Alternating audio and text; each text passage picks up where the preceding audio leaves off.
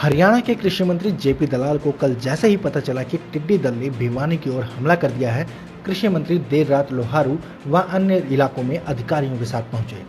अधिकारियों ने fire brigade में दवाई के माध्यम से टिड्डियों को मारने का काम किया। कृषि मंत्री ने कहा कि सुबह तक 50% से ज्यादा टिड्डियां मार दी थी। कृषि मंत्री ने कहा कि इस वर्ष किसानों को टिड्डी दल से चौकन्ना रहना होगा। अधिकारियों ने भी किसानों के साथ सोशल मीडिया के ग्रुप बनाए हैं। वे पहले ही चेतावनी किसानों को भी देते हैं और खुद भी मौके पर पहुंचकर टिड्डियां मारने का काम करते हैं। मंत्री जेपी दलाल ने कहा कि किसी भी किसान को परेशान होने की जरूरत नहीं है। नुकसान की भरपाई के लिए डीसी को मुख्यमंत्री ने आदेश दिए हैं। डीसी स्वयं जाकर मौके का मुआयना करेंगे। उन्होंने बताया कि अफ्रीका से पाकिस्तान होकर ये टिड्डी दल हरियाणा में आया है और हवा के साथ यह अपना रास्ता बदल लेता है। किसानों को चौकन्ना रहने की आवश्यकता है। टिड्डी दल दिखे तो तुरंत शोर करके उसे भगाया जा सकता है। पूरा दिन हरियाणा के 4-5 जिलों के अंदर टिड्डी दल का आक्रमण जारी रहा और हमारा विभाग इनको फॉलो करता रहा। रात को ये लगभग 4-5 डिस्ट्रिक्ट के अंदर ये जो टिड्डी दल थे सेटल हुए। सरसा में, हमारे भिवानी में, दादरी में, महेंद्रगढ़ में और नूह में।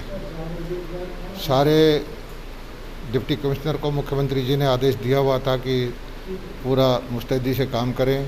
कृषि विभाग के अधिकारी काम करते रहे और सब जिलों से, आसपास के जिलों से फायर टेंडर मंगवाई और उनके द्वारा जो है टिड्डी मारने का काम स्प्रे का किया गया।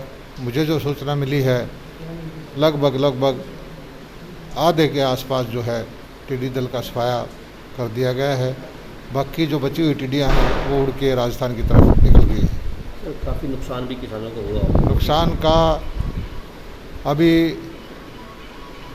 डिप्टी कमिश्नर को आदेश है कि मौके पे जाके प्राथमिक जो रिपोर्ट सरकार को भेजनी होती है वो भेजें। उसके बाद जहाँ ज़्यादा नुकसान होगा स्पेशल गिरदावरी के ऑर्डर करवा के और किसान की भरपाई की जाएगी। सर, अलर्ट तो पहले ही जारी कर चुका है प्रदेश सरकार। अलर्ट तो इस साल जो है ये टिड्डी अफ्रीका से ही आती हैं, पाकिस्तान होते हुए। पहले भी 3-4 बार हमारे पड़ोस से निकल के जा चुकी थी।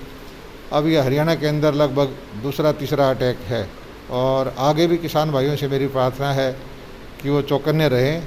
आपको सही टाइम पर सूचना दे दी जाएगी। जिस भी दिशा से दल आएगा उस गांव के व्हाट्सएप ग्रुप के द्वारा किसानों को सूचित किया जाएगा। अपने खेत में आवाज़ करके, डीजे बजाकर, ट्रैक्टर चलाकर, पीपे बजाकर, थाली बजाकर अपने खेत में। कृषि मंत्री ने टिड्डी मारने की दवा में पानी की रिपोर्ट मिलने पर कहा कि 24 लॉट मंगवाए थे। उसका बाकायदा टेंडर हुआ था। 4 लॉट संदेह के घेरे में हैं।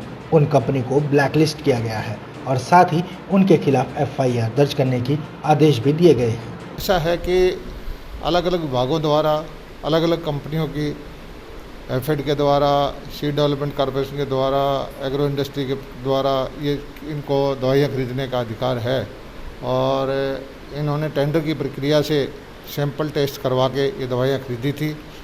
हमें कुछ जो उधर स्प्रे किया गया पलवल में, तो अधिकारियों को शक हुआ है कि ये जितनी मात्रा में टिड्डी मरनी चाहिए थी वो नहीं मरी। तो हमने वहीं मौके पर विभाग के अधिकारियों ने ही इसका सैंपल भरा और उसके बाद मैंने आदेश किया। उस सैंपल में कुछ कमी निकली। उस कमी को देखते हुए मैंने आदेश किया कि जितने भी टिड्डी दल मारने की दवाइयों के सैंपल प्रदेश के अंदर है सब की दोबारा टेस्टिंग हो जाए और इसका 90% सैंपल तो ठीक आए हैं। 36 में से 4 सैंपल शक के दायरे में हैं, 1 लोट या 2 लोट का। उन लोट को हमने FIR भी दर्ज करवा दी है।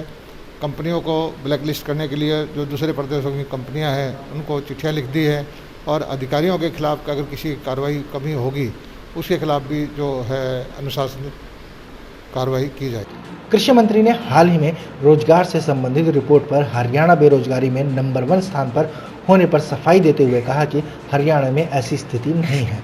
उन्होंने कहा कि ऐसा जरूर संभव है कि किसी को 50,000 की नौकरी मिलनी थी, उसे 35,000 की नौकरी मिली हो। उन्होंने कहा कि हरियाणा में केवल हरियाणा के ही नहीं बल्कि दूसरे प्रदेश के लोग भी रोजगार के लिए आते हैं। के अंदर तो लाखों लोग बिहार से, उत्तर प्रदेश से, उड़ीसा से रोज़गार के लिए करने आते हैं।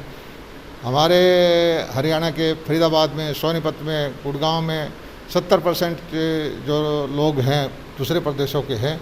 हरियाणा में कोई मुझे नहीं लगती बेरोज़गारी है। ये ज़रूर है कि जिस 50,000 रुपये का रोज़गार चाहिए तो उसको उपलब्ध 35,000 रुपये का है।